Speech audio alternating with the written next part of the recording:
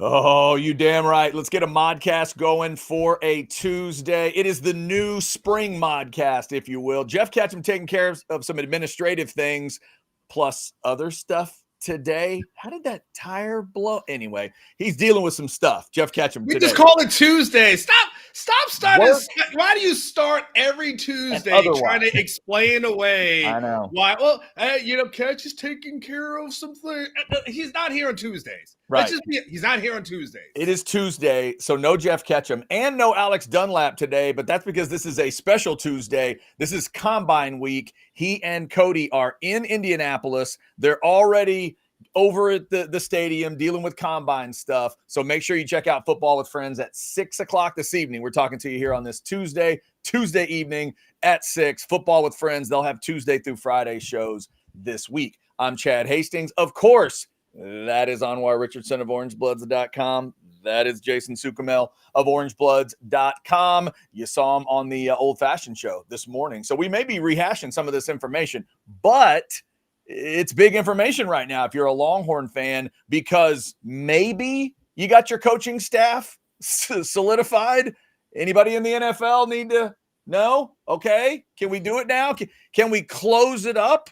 I feel like it's like the what am I thinking of? It's almost like a game show where you're putting an offer in front of somebody, and it's like, okay, going once, going twice, and now it's done. Maybe now the coaching staff is complete. But fellas, Dwayne Akina back at Texas, as we'll double check with Anwar what maybe the title is going to be. But there are a lot of Longhorn fans excited. South End Zone Queen, one of our favorites, already jumped in. Akina and Huff reunited. DBU is back. Anwar, let's start with you. You're the one that broke this story, which, well done as always. Give us a sense for kind of the timeline on this deal and how it rolled out, where we go from Terry Joseph is the guy to an NFL team is interested in Joseph, and then Dwayne Akina is now in less than 2 days later.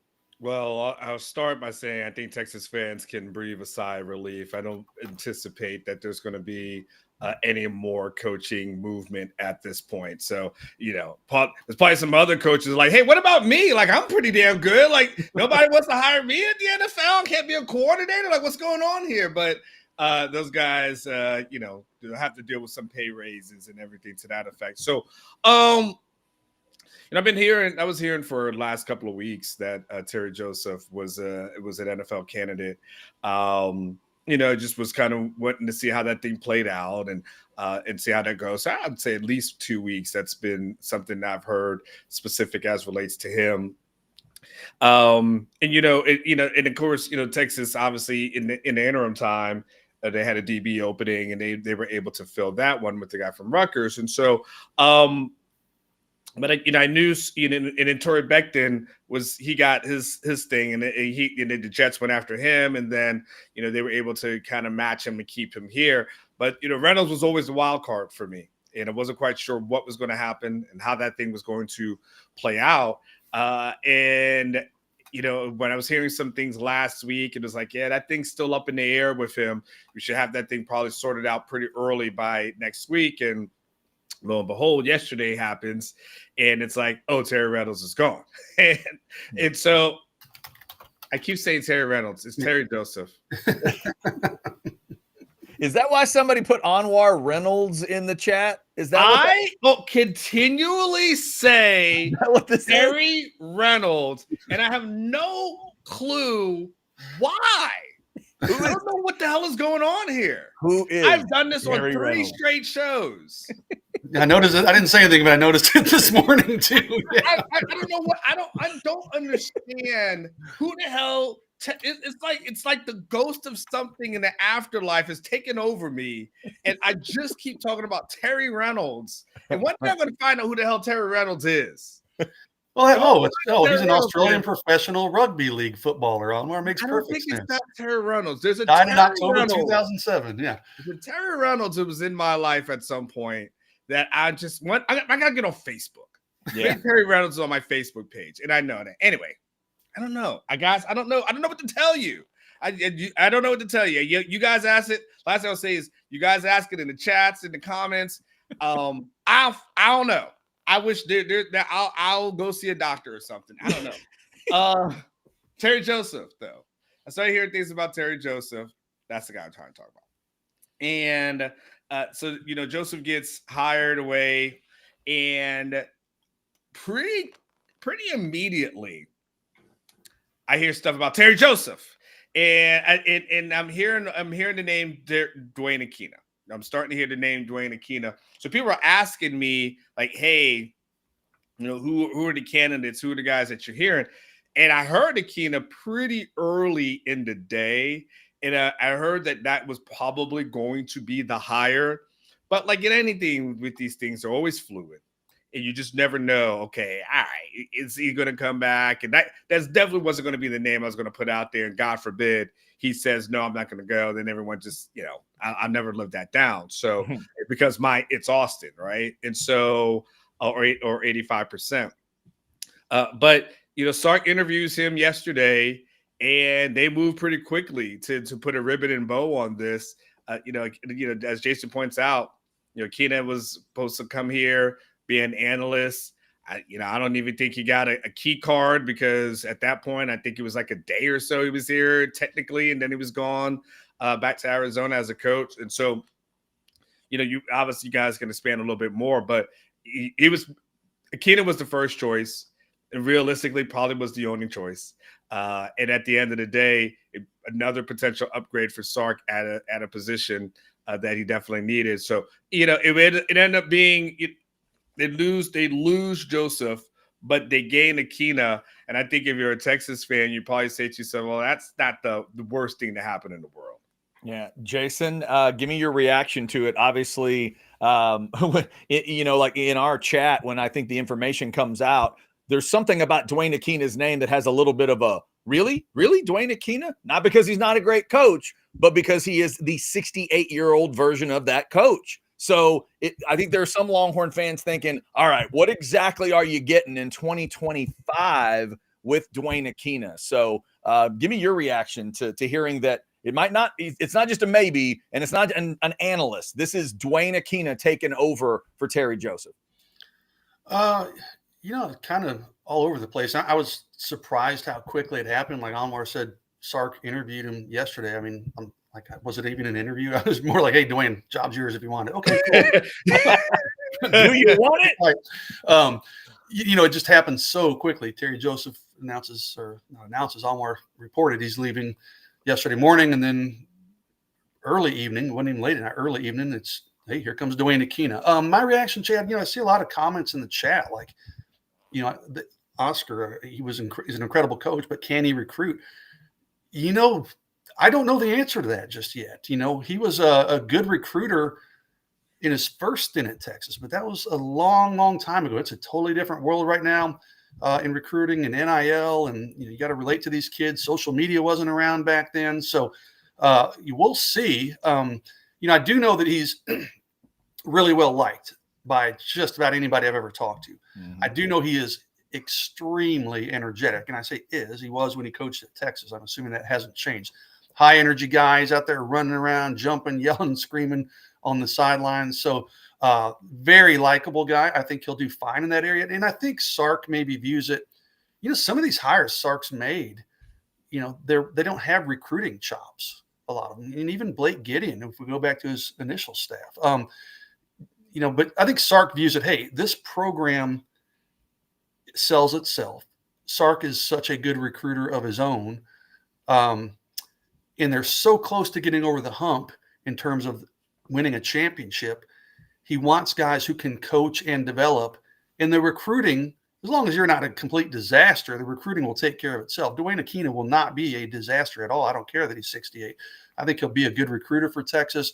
But more importantly, he's going to be a good developer of talent. And I think that's what we've seen Sark maybe kind of focusing on as much as the recruiting aspect of it on some of these more recent hires. So, you see on social media, Michael Huff and all these players, Quandre Diggs calling him the GOAT, and he's back and he's responsible, Dwayne Akina is responsible for so much of their development. So you can lean on that kind of stuff. Those guys' pictures around the football offices. Hey, remember Michael Huff, NFL All-Pro top 10 pick or something in the draft? Yeah, Dwayne Akina developed him, and Michael Huff was a lightly known recruit, really. I mean, he wasn't a huge name. So, but it's interesting, Chad. I mean, the short answer is I don't really know, and the jury's still out. We'll see how he does at Texas.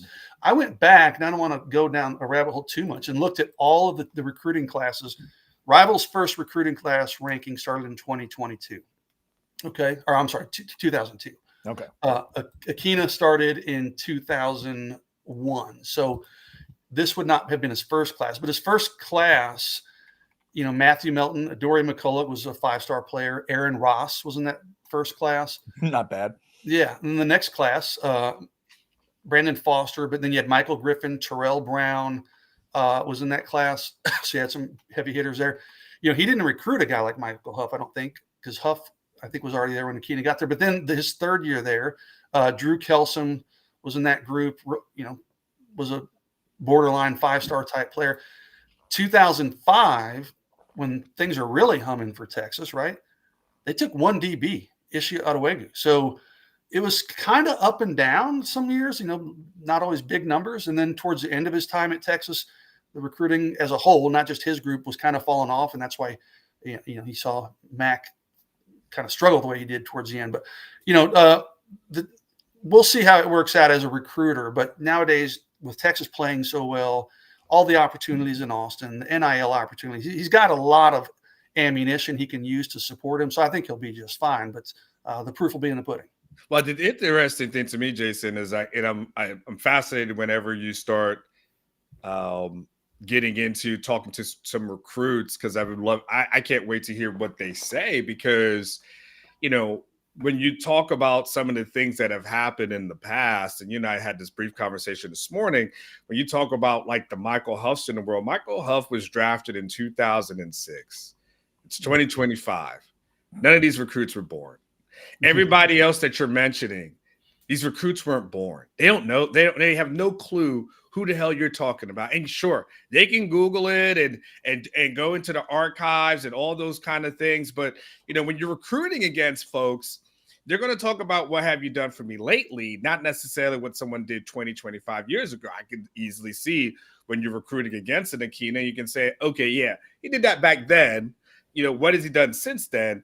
And so I'm curious to see why. It's a great thing for Texas fans, and we know what he means to DBU, right? But I want to know, with this generation of kids, how much does that resonate for something that happened before they were born, and how much are they going to go for like the recency of things that they've seen over the last 10 years of them actually remembering watching football? In theory, Onward, to put it in perspective, probably not, but he could end up recruiting against Blake Gideon, the guy that just left, who Dwayne Akina signed in 2008. That was 17 years ago. He signed Dwayne Akina. I mean, Blake Gideon. So it's been a long time. A lot is coming on. Look, the skin's on the wall. The skin's on the wall. It is what it is. Yeah. But we're just talking about a generation of kids that live their lives in 7-on-7s, that are, that play all these other little things, that they take all these unofficial visits, right? We've talked about how we don't have a generation of kids that feel bound by geography. And so kids from Texas doesn't feel like I have to go to a Texas school. Kids from Florida don't feel the same way, or California or Georgia. Like, this, Jason, they start traveling when they're in, 8th grade or so, and start in 9th grade and taking unofficial visits and temps. So like I said, I'm anxious and look forward to when you start talking to kids, how many of them reference, oh, this is what he did in the past, and how many are saying, well, that's cool. I don't have no clue none of these names that you're talking about. It's like taking a quarterback to Nebraska and saying, this coach once coached Tommy Frazier. And it's like, yeah, okay. And it's like, yeah. And he was part of Osborne's staff, just so you know, like, who, so that's why I just want to see. We know he can coach the talent, out of anything. We can get talent out of it. I just want to know how would that resonate from a recruiting standpoint? Dwayne Akina needs to like wear a shirt or get a face tattoo with all his accomplishments. How many All-Pros he's had, Thorpe Award winners, because that's what he's going to have to sell. But kids aren't going to know that. You're going to have to tell them, like, hey, this dude, either Dwayne's going to have to say it himself or someone's going to say, this dude has coached, I forget what the numbers, how many draft picks and first-round picks, and I think it's 3 Thorpe Award winners. I mean, that's the resume will help. The resume is incredible. These are young kids. They don't know the resume. You're going to have to get it in front of them somehow. So instead of like the prison teardrop thing, it's 3 Thorpe Awards right down below his eye. Is that what he needs to get? Yeah, there was one before Texas, and then the first 2 at Texas. Of course, now there's 3 with the most recent with Barron. But 3 Thorpe Award winners are on his resume. Dwayne Akina back at Texas. If you're a Texas fan, which obviously a lot of you are, jumping in the chat. Let us know what you're thinking from this. If you want a super chat, it'll go right to the top of the list. We're climbing up towards 400 folks in the Specs chat. Shout out to Daily in Black, the sponsor of the Modcast every week. You see the QR code right here if you want to click and find out all the legal help that they can provide you. We also, speaking of help that can be provided, we always love to give Rogue Shop their love because they can give you all kinds of love and relaxation and help for you and help for the family, physical help, emotional help, help for the pets. You got a cat running around the house, ripping your drapes down. Rogue Shop might have something that can help out, Frisky as well. Texas home for legal CBD, THC, and more. Check out rogueshop.com. That's your QR code to get there. It's one of the most extensive websites out there. You're going to love all the stuff that they have. And you guys, we were talking about Anwar, you're talking about the time frame of everything, and it is true that this is a 68-year-old person. And in fact, I was looking at the numbers. I thought, okay, well, Terry Joseph is 51. That's older than I am. But Dwayne Akina is 17 years older than that. So Dwayne Akina is like a whole kid that can almost vote and smoke, older than Terry Joseph. But it also is, what kind of 68 are you? And fellas, every time I see a picture of Dwayne Akina, what's he doing? He's yelling every time. And I have worked with people and I have talked to people over the years doing radio and all kinds of stuff that played with him, either were on the DB side of it or maybe they were just on a team with Dwayne Akina. And every time they do an impersonation, you know what I never think? Boy, that's a soft-voiced impersonation. They're always yelling. They're always high volume, high energy. So Anwar, it's not about can this 68-year-old man get it done. It's is this still Dwayne Akina? That would be like my question. It's almost like going to a concert. I'm going to go see a 68-year-old Paul McCartney back in the day, Steven Tyler, when Jay-Z hits 68, if he goes and hits a stage, am I getting that guy? Is he still living up to his rep? I think that's maybe the biggest question here. Is he still Dwayne Akina at 68? Well, yeah. And I think it's twofold too. Because you asked that question. I think it's a valid question, right? As far as, is he still that guy? Does he still have that energy and all those kind of things? And I think there's another part too. And again, Jason can speak to it. Sometimes today's generation of athletes are just a little bit different. When you played football and a lot of these people played football, your coach could curse you out. There was no thinking about questioning why the coach is saying things that ain't. Your coach told you to run through a brick wall. You had to run through a brick wall. That we grew up in an era where water was a reward, right? You're like, water, keep running, right? Like it was a reward. Salt tablets. Give them a exactly. Salt tablet. Like and that reward, which is going behind like the football shed and getting the hose, and that was that's what you had, right? And so the other question becomes too, people, I don't know, people may want to call this generation soft. It's just a different generation of kids where a lot of them want to know the why more before you go and curse them out. And so that's the other thing is like, okay, have you adjusted to this current generation of kids where, Sark would tell you that how does Sark get through to his team, right? He's not. It's not necessarily like he's cursing them out. What he tells you, he has these transparency days, right, where everyone kind of sits down and talks about their life and things that they've been through, and everyone kind of shares things. And like it's a different world. Like it's an absolutely different world. So it's like it's interesting when I see like the scream, and of course you got to get on kids' ass. Like of course that's going to happen. That can't be the only thing in today's generation, because if that's all you got. These kids are different, especially the NIL, man. They're built differently. They view things differently. We've seen guys who, they've gotten chewed out by staff members, and they've been like, man, I don't even know why I don't play here anymore. Like, I'm out. Like, I'm taking a personal day. Like, all these guys, it's just different. And so, look, he's still coaching, and he's still coaching at a high level. So I'm sure he's fine. But yeah, if you want to ask questions to have the conversation of, okay, how does he fit in and with the staff, and does that style work, and all these kind of things, like those are definitely valid questions. Yeah. Anwar, probably not at DB, but seriously, like some of these college coaches might be coaching guys that are making more money than them. Maybe not with Akina and DB. And I've seen in the chat everybody ask, like, how did he do at Arizona as a recruiter? He really only coached at Arizona for 1 year. He was an analyst for one, and then he coached for one. So don't really have much to go on there. I can kick the tires. He was at Stanford from 2014 to 2022. That might be a more accurate reflection. I may try to work on that maybe for the War Room or something, but call around and get some reviews on what he did. I will say this, like I think someone in the chat said, like they said their son played with his son. They saw him yelling. And Akina is very vocal. Like Chad said, you see the pictures, he's yelling. But it's usually, and this is a long time ago. This is back when we used to go out to practice, Catch and I, and Mac Brown would let us watch every minute of every spring practice. Okay. It was, from what I remember, and I'm sure he chewed some ass sometimes. Okay. But it was a positive, exciting yelling. It wasn't him necessarily just getting on guys and dog cussing them. And we've seen those types of coaches too. So I don't think he'll have a problem.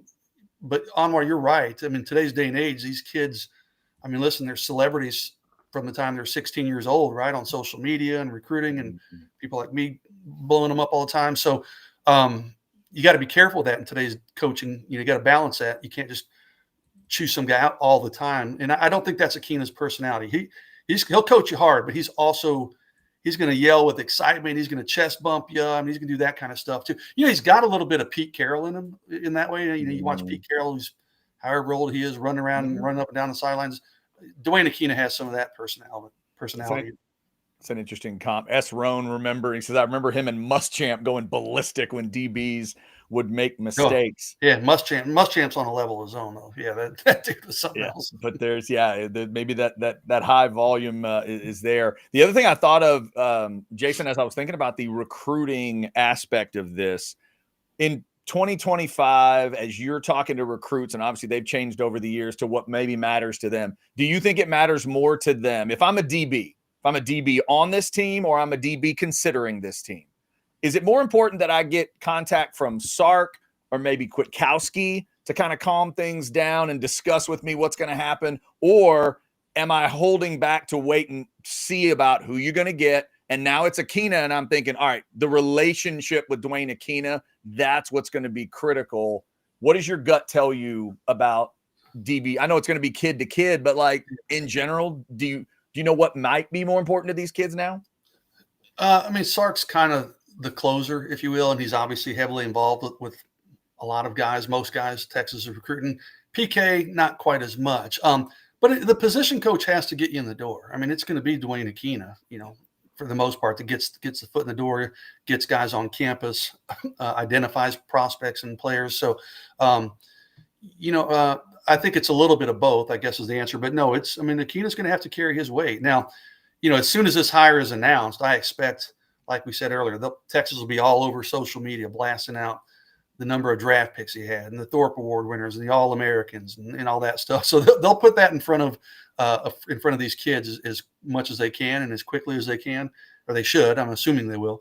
And then, Akina will get on the phone and start working on those relationships. And the dead period ends next Monday. So I'm he'll try to get guys on campus, I'm sure, and get some face-to-face time, or go out and even probably hit the road and start recruiting some guys at their school. So, but the short answer, Chad, is yeah, it'll be a lot of that will fall on Dwayne Akina to develop those relationships. Yeah, gonna be some high energy phone calls and high energy FaceTimes and messages and stuff from Akina. Do you think Akina is a capital letter exclamation point texter? Like when he sends messaging, a lot of capital, a lot of that flying out. We got a couple quick chats here. Somebody said, with all the young talent in that room, this is what makes makes a lot of sense with Akina's rap for development. I'm assuming that's rep for development. I could see him turning Jonah Williams and Cade Phillips into a no-fly zone. Yeah, those two, and then you got some other young guys who are highly rated that haven't quite peaked yet. So I mean, if Akina's forte is development, it's a hell of a time to bring him in, because you got a lot of young talent in that defensive back room.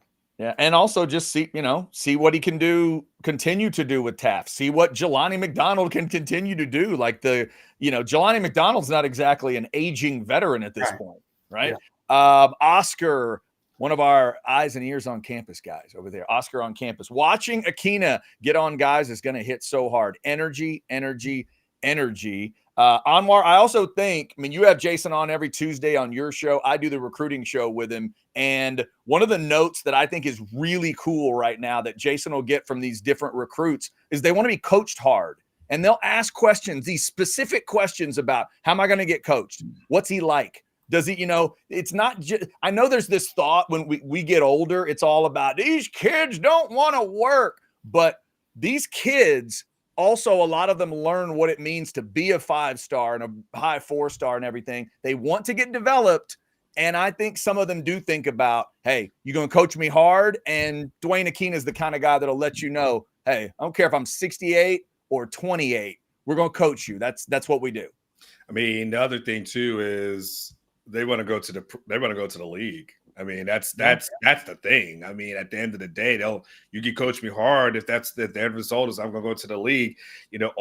When these kids, you could thank LeBron for all this stuff, but I know you hate that, Jason. But first of all, when they announced don't talk negative about my LeBron. They're all taking their talents. They're all taking their talents to this school, and they all say, for the next 3 or 4 years, I will be taking my talent to ...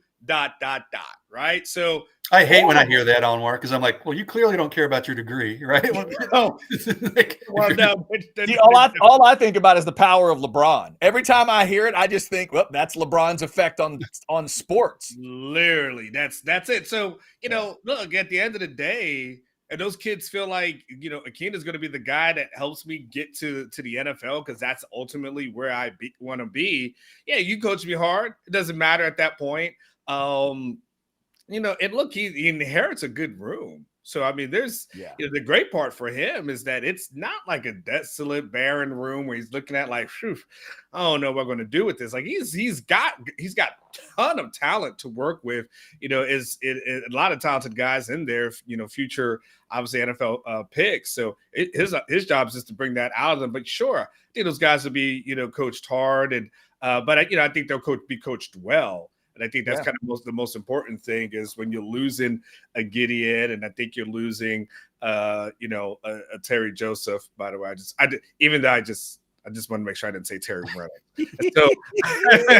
So we could feel you walking through the name. Yeah. You want to make sure of that, and the thing that is worth noting is that when Gideon left, a lot of the guys in those rooms were devastated. Like I was told, and I won't put the person's name out there, but I was told one person was just emotional because Gideon was like a father figure to him. And so, they were really wanting to have someone that goes in there and has relationships with these people, because Gideon had fantastic relationships. He was loved, by a lot of those players. And so, in Rise Creek, I'm like Creek 512. I said, I'm not going to tell you who it is. He's like, who is it? Like, I told him I'm not gonna be like, hey, You guys want to know who cried? Like, no. I think I know. Well, no, I mean, nonetheless, it's having a person who could go in there and connect with those guys who were feeling a sense of loss. I think that's also just as important as the coaching them up portion of it. It is big. And also, if this chatter is to be believed, Kobe, we'll assume you did a little homework. Over 40 drafted DBs under Akina. If that's true, that's a nice number to throw at kids. And Jason, I did not do my own research, so I hope this is accurate. But there's a post on Orange Blood said it's a poll, and it's like, hey, what's most impressive? 41 NFL DBs. Wow. 3 Thorpe Award winners, 12 All-Americans, 17 Pro Bowl defensive backs, coached by Dwayne Akina. I'm assuming that this poster did his own homework and those are accurate numbers. Yeah, so that's good. And then, like Jason, you kind of referenced it, but I mean, to be able to walk up and down those halls and show the pictures on the wall of that, of those guys, it's like you were part of that. You were part of developing it. And as long as you have that same energy level and it's real because it's connected to your ability to develop and that's still real, then it ain't gonna matter that you're 68 years old. It's just, but Jason, my question to you is this. From a recruiting perspective, let's just put it where the cows can eat it. How much of this for kids just boils down to NIL dollars? First off, I've never heard "let's put it where the cows can eat it," so I'm gonna have to work that down. I got a lot of Southern sayings, buddy. It's different.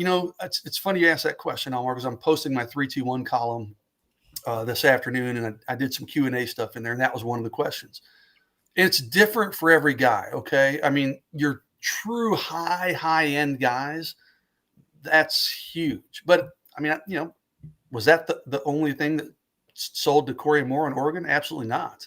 I actually talked to a player this week that Texas is recruiting, and I said, what factors are going to be important? And when I ask that question, I say, will it be, will it be playing close to home, early playing time, academics? I even said to him, I said, I'm assuming NIL will play a part. And this guy was like, actually, no, NIL is not going to be a factor for me. He goes, my end game is development and getting to the league. That's the long game. So I want to go somewhere primarily where I'm going to get developed, and they have a history of developing players and putting them in the league. This was a tight end, by the way.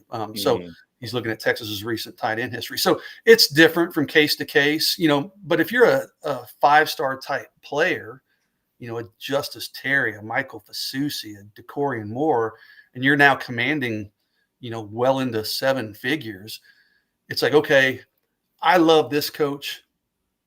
I really like this other coach. If I like this, I love this guy. These are 10. This other one's an 8.5. I'll take $100K less to go play for the one that I actually love. Because, they're making so much money. It's not, if it's 1.5 versus 1.4, then they'll probably, go to the coach that they love and the development part of it, or staying close to home, whatever factors are important to them. But, but there are some guys on where it's, NIL just trumps everything. So, but it's different from player to player. That's a great point. Here's another good point from South End Zone Queen. How many DBs did Saban put in the league? And he was 70. People were still coming, and they left when he left. Development matters. South End Zone Queen, I don't know that Akina's rep right now is where Saban's was, but your point is taken. Your point is taken. No one cared if I was the badass safety, that if I was whoever I was Caleb Downs, or I was whoever I'm going to go be with Saban. I didn't say I'm going to go get developed by a 60 or 70-year-old man. I'm going for Saban. But, but people did use Saban's age against him to say, how long is he going to be there? That's so true. just, so people would say, like, he's in his 60s. Like, how long going to be? You're going to go to that program and that guy's going to retire on you, and so on and so forth. And so it's, it will be used against him in recruiting. That doesn't mean that's the end all be all, of course. But, you go to programs will negatively recruit and they'll always find something. We just know exactly what they're going to use as relates to Akina. Now, he's got a ton of work to that, should be able to trump anything that anybody says, but it definitely is. People will use that against him, though. Yeah, no, you're right. That's true. And Saban mentioned that when he retired, that's one of those things he didn't want to keep telling kids, I'll be here in 5 years. I'll be here in 5 years. Eventually that math started working out in his head where he's like, maybe I won't. So the moment he bought that like $10 million home in Florida, I was like, well, that's a retirement home. So it was literally right after that season he was done. That's a good point. Ahmad throws out the name of Jonah Williams, going to be a dog. Can't wait till Akina gets a hold of him. That'll definitely be an interesting story to follow. The Jason's talking about that young talent at DB and the development from Akina.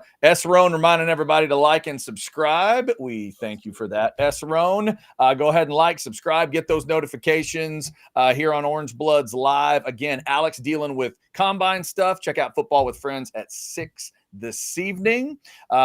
We've got the Dwayne Akina story, obviously front and center. We'll hit a couple other things as well. And of course, we will thank some of our great partners like AV Consultations. Let's see the spot. Let's hear the spot. Don't let your mother, your father, your grandma have a better TV setup than you. Here's AV Consultations. Hi, this is Tom McKay, owner of Audiovisual Consultations. We've been providing custom electronic systems for Central Texas for more than 36 years. And old man, I think they all know who you are and what your company does. This is Camilla McKay. The old man believes in big fun and big ideas. He can make dreams come true, so why not dream big? I've been up in Boston, but I know the old man and all his friends and fellow radio heads have been spreading the holiday spirit here in Texas. Why should we stop there? Keep spreading the good feelings all over. Audiovisual Consultations carries all major brands of televisions and stereo equipment at prices you can't find in stores. And you don't have to leave your house. Just like Santa, they deliver the gifts to you. Yeah, I like that, kid. Throw a party, hang out with your friends, catch a concert. That's all fun and good, but can we get back to the business? You can give us a call at 512-255-8678 or visit our website at avconsultations.com for some cool electronics. Oh, now you're forgetting something. And as always, hug your kids. We only pretend to be annoyed. Watch some games with. All right, if y'all want to throw something in super chat wise, it'll go right to the top. We got a chat here that's mentioning the other guy that was just hired in the DB room. Hopefully Orfe can learn a lot from Akina and turn into what people thought of choice or what Jackson is becoming. Anwar, give me some thoughts on how this is going to play out. Now you've got theoretically Orfe, who, by the way, about the same age as Gideon, in the cornerback coach position. At least that's the way it was listed the last time we saw it. What are you hearing about Dwayne Akina here? Can we naturally assume that defensive passing game coordinator and that's going to be a part of it? And then does he pick up that safeties coach moniker that Joseph had when he left? Yeah, I don't have the specifics on that as this moment. When I asked about it yesterday, everyone was just happy to have Akina. And it was kind of like almost like when they hired Orfe, they're like, we just want to hire him, we'll figure it out. And I get the sense I get the sense that it's going to be, hey, Dwayne, what would you like? Right. I think if there is who do I ask what they want to do first? I think Dwayne gets that, and then Orfe is happy enough to be here and do whatever it has. But yeah, I mean, Akina will have a huge role in that. The specifics on how that breaks down on who's doing what and all those kind of things, like I'll find that out and I'll eventually get all that information. And like, hell, I'm sure if Texas sends out a press release. By the way, did Texas ever send out a press release about Orfe? Or did they just put that? I don't remember seeing that. He was on that grid picture where they usually send out a press release with all their accomplishments. Yeah. I don't remember seeing an actual press release. I don't remember seeing that either. Did they do one for Chad Scott separately? I don't think they don't feel like they did that either. I saw both of them on that grid page where all the pictures were, but I don't recall seeing an individual from from both of those guys. It'll be interesting. Sorry to jump in. Go ahead. When Akina was here previously, and I don't know, I need to look what he did at Arizona. He was D coordinator last year, but he managed the entire secondary. He never had a cornerbacks and safeties coach. He was actually like assistant head coach there for a while. It's probably just a title to get him a raise. He was D coordinator for a stint at Texas, but I don't remember him ever having help in the secondary. So this might be a new thing for him. It'll be interesting to see how they kind of devise those roles. I think Akina's normally used to handling everything, but nowadays you got nickel coaches, you got cornerback coaches, safety coaches. So It's just kind of the way it is nowadays. And you got Jason, and you got a billion assistant coaches nowadays too. So there's a lot of chefs in that kitchen now. Mm-hmm. Yeah, and that Will Muschamp or that Gary Patterson or that Major Applewhite or that Charlie Strong that used to be able to just be an analyst, now he can be on the field. Yeah, coaching in a way that they weren't able to before. But Jason, to your point, I saw the same thing and had forgotten that Akina was DC last year. So if you're a Texas fan, you can also kind of get excited that this has got that Johnny Nansen feel to it. If you're a big dog blue blood fan, you love the idea of, oh, that guy took a step down, if you will, in terms of he was a DC and he's going to come do positions at my school. That gives you a certain feeling. That's what happened with Nansen. And Anwar, I think people forget, I know it was only 1 year, but that's technically what this is. Like Akina was the DC in Arizona last year. Yeah, I mean, now what is Nansen? I'm looking at I'm looking here. What's his official title here? Is it just so Nansen got a co-defensive coordinators, inside linebackers title. That meant Right. He'll get something to that effect, right? He might be the passing game coordinator or something coordinator, assistant coach. Like there'll be something to justify, the pay, right?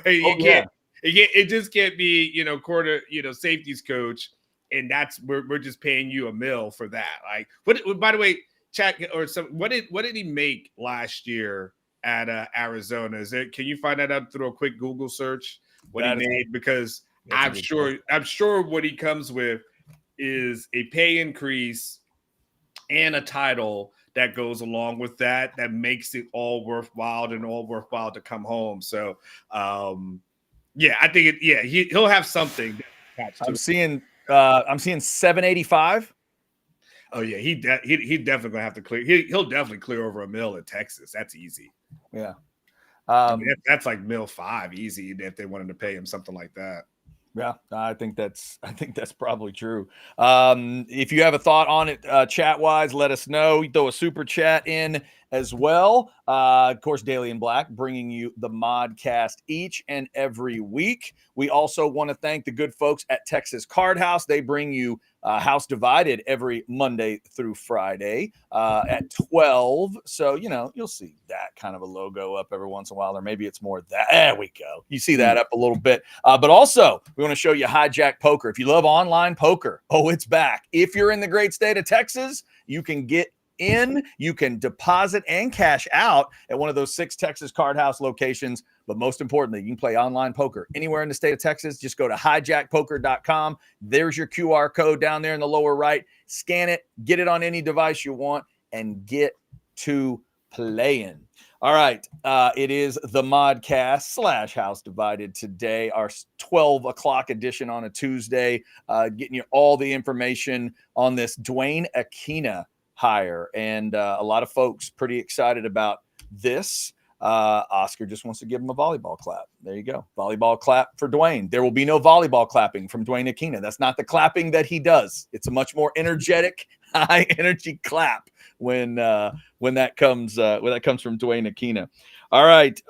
Let's see. In terms of, we've hit a couple different angles on this thing, and we kind of answered what the third part would be, guys, but the development part, sending guys to the NFL, it's something that he's done. I guess, Jason and Anwar, it'll be fair to look to Jason's point earlier at that time at Stanford's interesting.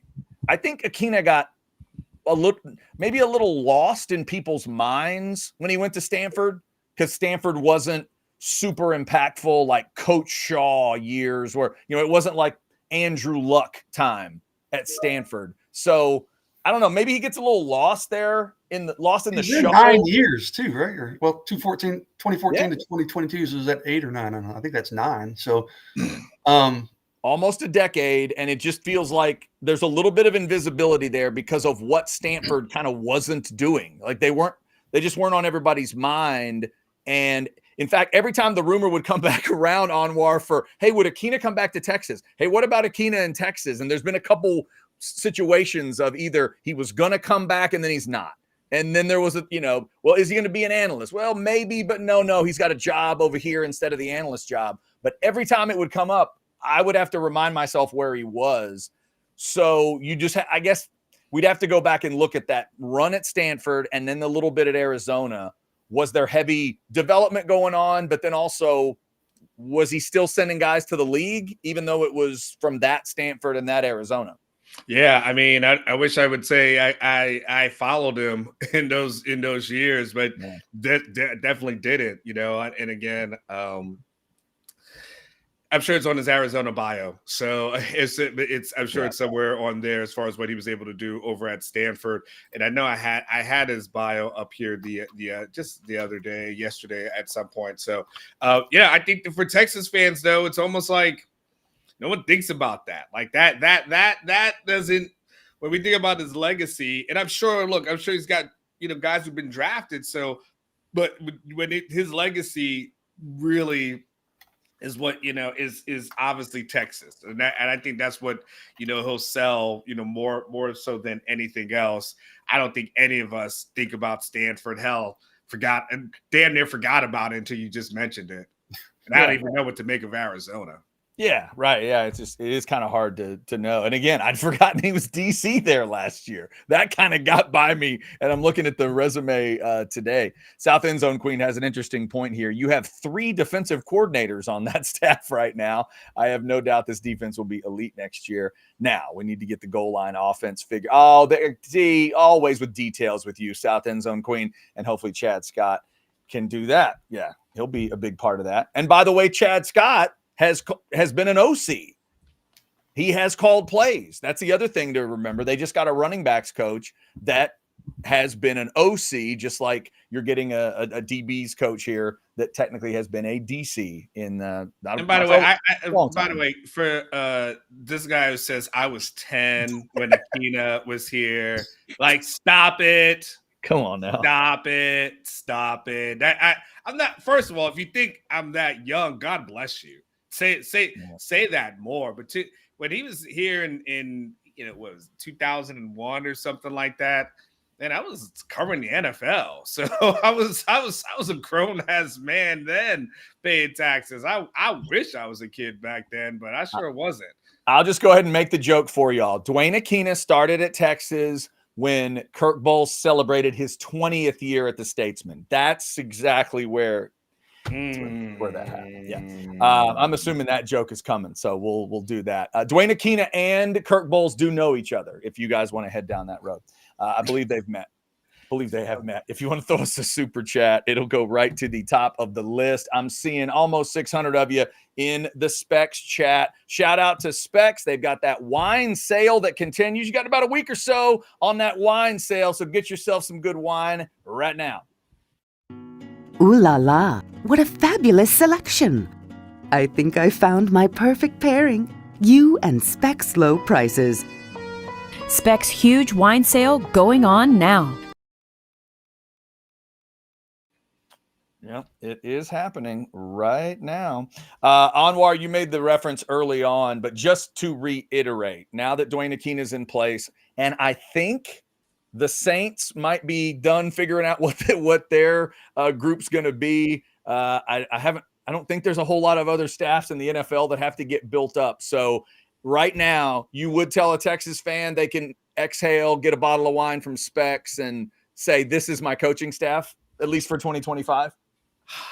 I mean, I would hate to say it and be wrong, but I can tell you I haven't heard anything that makes me believe that anybody else is leaving. Jeff Banks is here, Pete K is here, Kyle Flood's here. Those guys aren't going anywhere. Nansen is locked in. He got a raise, and so I believe Nansen is locked in for another year. And I think he loves coaching here. Quite honest with you, Milway is here, so I don't anticipate any change as relates to him. You just hired a couple of different coaches, so Chris Jackson just got Rivals Recruiter of the Year. So you don't anticipate any kind of move for him, probably just wanting to get paid more, but that's about it. And, I think if Kenny Baker was going to try to head back to the NFL, I think he would have done so by now. So I think when I look at the staff now, I think everyone's good. And I think we'll just see, probably more front office people, more assistants, things to that effect being hired, people on the side. I mean, they just don't stop hiring. I mean, this is just a plethora of hirings that are going on there. By the way, plethora, that was for you, Chad. That was just there. Plethora. Would you say we have a plethora of hires? So I think Texas fans can finally sit easy and rest easy knowing that I think that this staff is there. There ain't too many people left to take. So I think everybody else is good. By the way, South End Zone Queen doing some research for us. We appreciate you, SEQ. 3 backs at Stanford in NFL and none in the last 2 years at Arizona, unless Takario Davis gets drafted. Then she corrected herself. 4 at Stanford. So there you go. Ain't South End Zone Queen supposed to be at work? I don't know. Hey, leave her alone. Leave her alone. She's doing work for us. She's supposed to be working or something. And ain't there some patients that need to be attended to right now? There's some Oh, you know what? This is why we go to a doctor's office and we sitting in there for 40 minutes wanting to know where the hell is the doctor? The doctor's on OB Live just leaving comments and stuff. You're like, damn, you think they're doing work? They're like, nope, I'm doing some research at Stanford right now. Now I understand why our ass have to sit there so long. Next time I go to the doctor's office, I'm walking right in the office. Can you get off OB Live and come see me? See, all I saw, Anwar, was a fan is trying to help us, and you found the worst. I see a doctor who's leaving a patient in the room that's not being seen. That's what I see. See, that's what you get with the Modcast. 2 sides to every story. 2 sides to every story. We'll cover it for you. My mama always said there's 3 sides to every story: his side, her side, and the truth. And the truth, yes, exactly. Y'all want me to go Southern today? I go Southern on your ass. South End Zone Queen. I'm sure you had just got done with one patient. You're 10 minutes from another patient. You had the time to do some research. I'm assuming that's exactly what that was. See, look at this, Anwar. It's good. It's admin day. No problem. Administrative day. No, not seeing patients today. We are her patients today. It's Tuesday. What the hell? She's just trying to make us better. That's what she's trying to do. Yeah. Yeah. Just everybody just sitting in there, got the little damn sheet across them, just butt getting cold and stuff. South End Zone Queen in there. Just what is? I wonder. Was it 4? Oh, what 2? Hold on, let me see what's going on. Everybody ass is out, just freezing. She's over here commenting on OB Live. Text guy says, you will wait in the waiting room and be happy to be there. Dang it. Thank you, text guy. Thank you there. Actually, Anwar, since it was brought up, it is a perfect opportunity for me to mention sinus and snoring specialists. And I'm going to tell you why. Because sinus and snoring specialist and Dr. Slaughter, he prides himself on making your appointment time, on keeping that appointment time tight, because he knows your time is valuable, and he makes sure that not only are you going to meet him in your first consultation, but you are going to get in and out in a timely manner, and he will not have you waiting while he's jumping on an Orange Bloods live show. That is his promise to you. Sinus and snoring specialist, 601-0303. You see the website there. You can click that QR code, sinussnoringent.com. Get rid of your allergy issues, your sinus issues, the snoring and sleep apnea stuff you may be going through. It's different for everybody, but they can help everybody, just like they did with me in 2017. They've helped so many other people. Thank you guys for letting us know that they've helped you, and thank you for telling them that you heard about it on Orange Bloods Live or you have mentioned my name. I do appreciate it. It certainly does make a difference, and sinus and snoring specialists will make a difference with you. So there you go. Keeping those appointment times. It's very, very important. All right. Let me just do a scan on chats here, see if anybody else has got something for us. South End Zone Queen now wants to have a little therapy, although, to be fair, sometimes I do listen while I'm walking around the hospital in between patients, but I never keep them waiting with an exclamation point, Anwar. Never. Mm-hmm. In her mind, she's not keeping them waiting. I bet you in their mind it's totally different. Like we just never, like we don't go to a doctor's office and wait. Mm-hmm. All right, that's fair. That is fair. Jason, one other recruiting kind of angled question I wanted to ask you about Akina. Once you heard this story, both sides of it, once you heard that Terry Joseph was leaving and then you hear that it's Akina, is there, I know with the running back side of it, and we'll get into this more, I know in the recruiting hour tomorrow, with the running back side, there were multiple guys to consider, and then they reacted to it. Have we had any DBs reacting to this story that Texas fans might want to know about? Not really, honestly. Okay. Even on social media, it's been very quiet. So you've seen more of his former players and things. And, it was the Tashard choice. It was like an immediate, like just shockwave sent out, right? You had Xavier Crowell canceling his visit, which is now back on. And then Javian Osborne just canceled his on Friday, and Texas is trying to get that back. But no, it's been pretty quiet on that front, Chad, so far. And, and it's like Almar said, I want to talk to some of these guys, but first off, I need to figure out what his role is going to be. Is it going to be, do I need to be calling safeties or corners or both? And I don't want to call it too early because they're like, no, I haven't heard from him. So I need to give him a few days and then kind of see who he's touched base with and see what their initial interaction is like with Coach Akina. Yeah, it's interesting. Could be the position. You're supposed to have a short memory, right? So maybe that's it. Just good short memory at the DB position. We'll keep our eyes and ears peeled for that. All right, fellas, before we wrap up, I do have a couple buy or sells for you guys. Are you ready for it? Or Anwar, is there anything else you wanted to talk about in terms of Akina in the situation here? Nah, let's do buy or sell. All right, just got a couple for you guys. Want to get your sense on a couple of football-related stories. So let's just start here. Buy or sell, if you were an NFL owner, you'd vote to outlaw the tush push. Apparently, they are going to discuss this like maybe late March, early April, something like that. If you were an owner, you would vote to outlaw it. Anwar, you go first. Buy or sell? That's a sell. That's soft. That's soft. That's so soft that I didn't know this, but that's so soft, man. You're gonna outlaw them just using their physicality to score. A guy can't. Yeah, I mean that. No. And why? Just because the Eagles have kind of perfected it, and you don't want them. They're not cheating, right? They're abiding by the rules. And yeah, if your quarterback goes and your ass you push him in, like. I don't see any problem with it. I think that's as soft as hospital cotton. I don't like it. That's a sell. Jason, what do you think?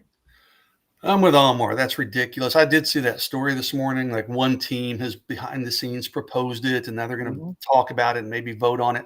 It's got to be somebody from the NFC East, right? You would assume. Mm-hmm. You know where I'm going with this, Chad. What's the one owner that would complain about this? And it's probably the Cowboys. Wait, I know.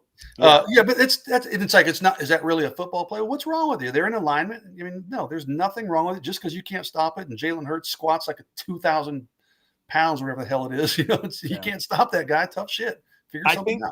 Yeah. The only devil's advocate thing I could think of, fellas, is I think at one point in college and the pros, there were some rules in place where that technically wouldn't be legal. They made it legal along the way. And then they decided you can push. You can't pull They decided that along the way that you could push and not pull. The question would be, should you be letting one, it could be two players, should you sort of, I don't know, should you be allowed to push your quarterback into the end zone or not? Like on the flip side, then I can say, well, I think it should be outlawed that two people can tackle one guy because that's not fair. People say it was the Packers. Why do the Packers care? Now, look, Anwar, if you're going to bring arguments up that talk defense, we got to stop because that's not what it's about in football. You've watched long enough to know things that benefit defensive discussions. They will not be put on the table. That is not going to happen. If you can't have a guy push one in, then that's outlawed two people tackling one guy because that's not fair. That's a great point. I hadn't thought of it that way, but I'm just wondering. I'm trying to figure out what are you going to argue on the other side other than, man, the Eagles score too much. Like, what are you going to say? Don't let them get to 4th and 1 or 4th and 1.5. Make it 4th and 2 or more. Otherwise, this is what you're going to get. I'm with you guys. I ultimately don't have a problem with it. And if it was my Cowboys, it's just another thing to add to the embarrassment list. No, people are saying it's the Packers. The rumor is the Packers. So. Really? Okay. Yeah. I'm trying to remember, Philly knocked the Packers out of the playoffs, I believe. But I mean, why the hell do the Packers care? They're not going to be playing Philadelphia very much. Yeah. And I, apparently there is some argument where at one point in the NFL's history, it was not allowed, but it is allowed now. And they're trying, maybe that's it. The Packers want to be as old school as possible and try to go back and find a time when they weren't allowed to do that. So just keep your eyes peeled. They're going to have owners meetings as they always do. They and want to win a championship again is because it's been so damn long. They're going to discuss it. Yeah. And it really feels bad if that's what it is. If it's just after the Eagles win a title, and if it's a team like the Packers that hadn't won one in a while, that's just going to feel cheap. That's not going to feel right. It'd be better if like the Chiefs were the team that did it. If Andy Reid had said, let's just tell them they can't do the tush push. The other one, fellas, is combine related. Right now, you will take the field over Quinn for number 3 quarterback drafted. Jason, buy or sell? Yeah, I'd buy that probably. We know the top 2. I could see Milroe or Jackson Dart or someone's. I don't know. I mean, it's pretty close. But if you're asking me to take the field of about 5 realistic options versus 1, I'd probably take the field. Yeah. Anwar, what do you think? I would say I'd probably buy on that one just because, draft is weird. Whatever you think is going to happen, it doesn't really happen, especially once you get outside maybe the top 3 picks or so. You'll hear me make fun of mock drafts quite often because they usually by pick number 5 or so, the majority of them are destroyed. So you have no clue what's going to happen and what someone's going to fixate on. So look, he's got a chance to come out of here. He has a strong combine performance. He has a chance to come out of here and cement himself as the number 3 guy. But like right now, I don't think that's etched in stone. Yeah. And before we get out of here, guys, my opinion would be that Quinn Ewers absolutely needs to throw at the combine. I don't think there should be any discussion. I think it's a real opportunity for him to show off. Like, do you guys agree? Anwar, would you tell him to throw for sure, or would you advise him not to? Quinn to throw? To Quinn to throw at the combine. Oh, well, he's going to throw. So that he is going to throw. So that's not an issue. So he has to throw. The thing about Quinn, the thing that's going to that teams that want to know is that can he last the full season? Mm-hmm. And the one thing you don't want to do is say, well, I can't throw at the combine because I'm kind of a little bit injured. Like that it's kind of productive, so he has to go out there. He has to throw. And if you're Quinn, it's perfect for you because you're just throwing on air at that point. And we know if it's just about, throwing routes on air, we know he can connect. We know he can make that thing look good. And we know that with that release that he has, like he's got a chance to really impress some people. Now they're going to go back and look at the film, but this is going to be the first live look that a lot of these coaches and GMs have ever had of Quinn. And again, as I've said before, it's anything that happens during the season, we see mock drafts is usually not accurate. After the season is when teams start putting together their boards, and the boards are pretty much done going into the draft, but now it's just a confirmation bias. So he 100% has to throw. Jason, do you agree? Yeah, he'd be dumb not to. That's probably where he's at his best. I mean, yeah, I don't see any way he hurts his stock by throwing at the combine. People are going to love what they see him throwing in that setting. So, yeah. Plus, these last few years, they've added routes that I would argue are Quinn Ewers routes. They've added things that Quinn Ewers does really well. All the little swing passes and out routes and the medium stuff that can mess with other quarterbacks. Quinn's going to look awesome doing that Saturday. I think Quinn's going to be one of the stars of Saturday. And, Alex always talks about him on air. You guys have seen it. We've talked about the thing where sometimes you'll even go see him in practice and the deep balls are looking incredible. So if he can just have one of those kind of sessions, I think he's got a shot to work his way up to the number 3 guy. I do, because in my mind, I'm seeing Milroe and Dart, and who are these other guys people are bringing up? It's Milroe, Dart, We know what Cam is. Cam and Sanders are the first two guys, but Dart and Milroe, I can totally see those guys having a worse throwing session than Quinn, knowing what they're going to ask him to do. It just to me, it really fits Quinn. So we'll see what happens there Saturday. Speaking of Combine, Alex and Cody ready to go with Football with Friends this evening at 6. They've got Tuesday through Friday shows this week. They are covering the Combine. They're going to get some cool interviews that involve Texas players and, that involve this current Texas team. They're going to have all kinds of cool info for you. So make sure you check out Football with Friends, and also make sure you check out orangebloods.com. It might be a great time to get signed up. Combine week. Get signed up. You'll get all the latest information, those Thursday night war rooms, all of Anwar's stuff, breaking the story that Akina is the guy and that Terry Joseph was headed to the NFL and that Akina is going to be the new guy in the DB room. All that was at orangebloods.com. Jason's got his 321 article coming out today as well. Check out orangebloods.com if you haven't. We would definitely appreciate that. One more thing before we get out of here, and it is me talking about drinking, specifically vodka. There's a new flavor, in case you don't know, pineapple Deep Eddy vodka. None of these have pineapple in it because I took the pictures before they brought pineapple out and debuted it. I haven't gotten out there. Y'all may get out there before me, but I'm making my plans to get out there and try the new cocktails they've got with the pineapple Deep Eddy vodka. Now 9 flavors for you. Go have a tasting. It is a fantastic time out there at the Deep Eddy vodka tasting room. Plus, remember, they've got some incredible barbecue with the Crimson Creek Smokehouse barbecue right there on site. Thursdays through Sundays. Weather looking incredible this week. Might be a great time to get out there. Indoor and outdoor seating available. Deep Eddy vodka tasting room. Not bad at all. All right, fellas, I do appreciate the time. Anything else we got today? Are y'all ready to close up? Let's wrap it up. There you go. That's Anwar Richardson. That's Jason Sukamel. I'm Chad Hastings. Y'all have yourself a good Tuesday. Again, Football with Friends this evening at 6. Anwar's got the old-fashioned for you tomorrow morning at 9. Jason and I will have a recruiting hour tomorrow at 10. We'll dig further into the new running back coach situation. How did that affect recruiting so far? And how about this new DB room situation where one of the new DB coaches is now older than the recruit's parents? Yeah, in a lot of situations it is. What will that do to recruiting? Way older than your parents. Maybe parents. What are you talking about? Yeah, maybe way older. We'll get into all that tomorrow in the recruiting hour. Y'all have yourselves a good rest of your Tuesday, and thank you for supporting us here at Orange Bloods Live. Take care. See you.